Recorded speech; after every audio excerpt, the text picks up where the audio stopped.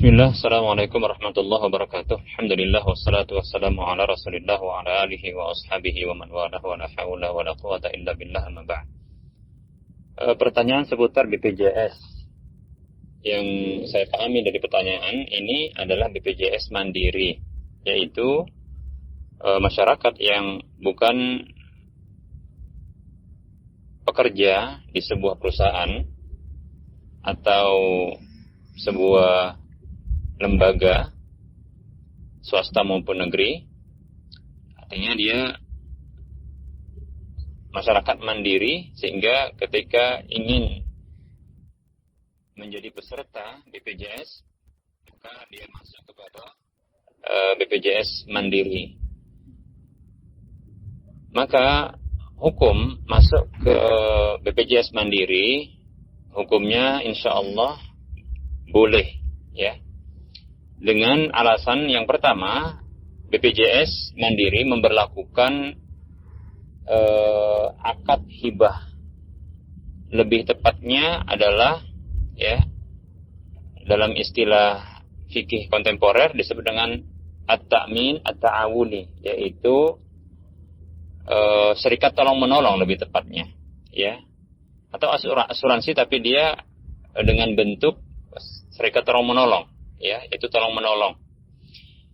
Dan akad asalnya adalah akad hibah, yaitu para peserta yang mendaftarkan diri menjadi peserta di BPJS Mandiri ini menyetorkan sejumlah dana yang disebut dengan premi, ya, ini tidak berharap kembali uang, ya, tidak berharap kembali uang. Demikian. Jadi apa yang disetorkan itu nanti akan dialokasikan, diakumulasikan itu dan dialokasikan untuk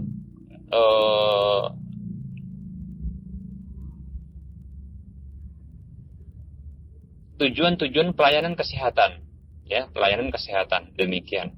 Yang jelas, ya, bahwasanya BPJS Mandiri ini berdiri di atas akad hibah. Demikian. Sehingga akad hibah ini dibolehkan padanya itu ketidakjelasan atau gharar, ya. Begitu juga hilanglah darinya karena berikutnya yang menyusul pada akad gharar, ketidakjelasan itu adalah judi, ya, bahkan riba, karena riba, ya, menghutangkan sejumlah uang kemudian bersepakat untuk membayar dengan kelebihan. Adapun di dalam akad ini tidak terjadi demikian, ya, tidak terjadi. Demikian pula akad judi tidak terjadi, karena ini adalah akad hibah, ya, akad hibah. Jadi ketidakjelasan pada akad hibah tidak memberi pengaruh, ya, bagi hukum bolehnya. Demikian. Jadi masih boleh.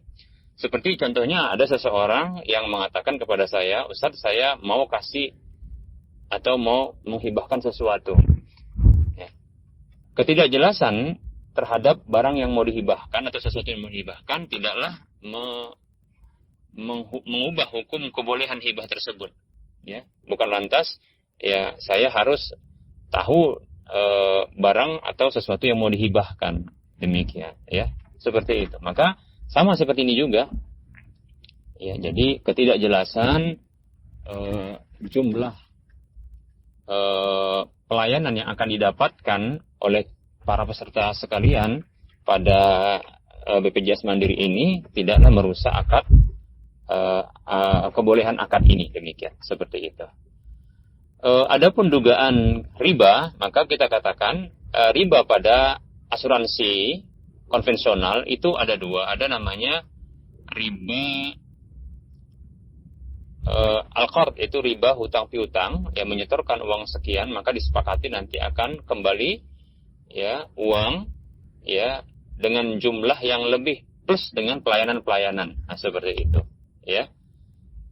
Yang kedua adalah riba, bentuk yang kedua adalah riba yang disebut dengan, ya, riba denda keterlambatan ketika bayar. Demikian, ya, denda keterlambatan dalam istilah fikih, ya. Karena ini adalah ungkapan orang-orang Arab jahiliyah dahulu, yaitu anzirni azidka. Berikan tangguh kepadaku, aku akan menambahkan. Ya. Berikan tangguh pada hutangku, maka aku akan menambahkan. Ya, ada tambahan dari hutang tersebut. Yang ini sebenarnya bagian juga dari riba hutang piutang. Hanya saja ada dua bentuknya di sini. Ya, ada dua bentuknya. Yaitu tadi pengembalian itu berlebih, demikian pula ada denda keterlambatan. Seperti itu. Ya.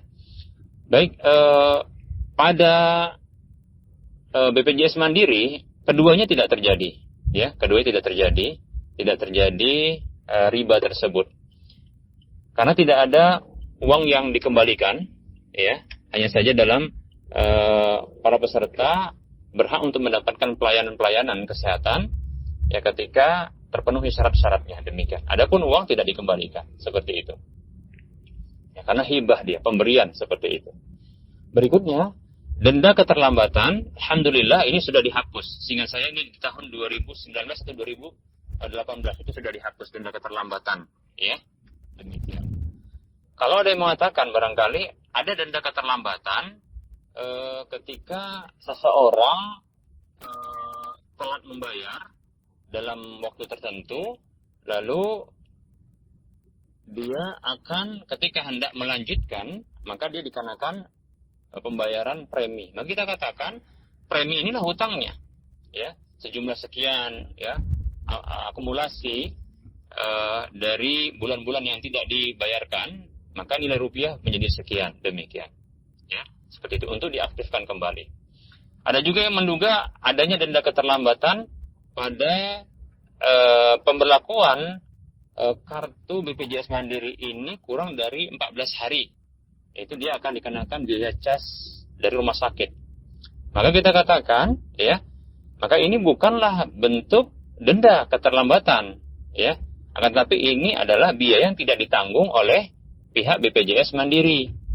Karena ini terkait dengan rumah sakit rujukan di mana peserta BPJS Mandiri ini dirujuk ke sana. Nah, karena pemberlakuan kartu tersebut dan digunakan, ya, sebelum 14 hari berlalu, maka pihak BPJS Mandiri tidak mau menanggung, ya, biaya tersebut. Seperti itu, tidak mau menanggung biaya tersebut. Karena administrasi akan diberlakukan setelah, ya, 14 hari, kalau tidak salah demikian. Jadi ini bukan denda keterlambatan, ya. Jadi insyaallah taala BPJS Mandiri sekarang tidak dalam akadnya tidak menyalahi syar'i, insyaallah taala. Ini sepanjang pengetahuan saya, atau bisa dikatakan sependek, ya, pengetahuan saya terhadap BPJS Mandiri. Mudah-mudahan bermanfaat.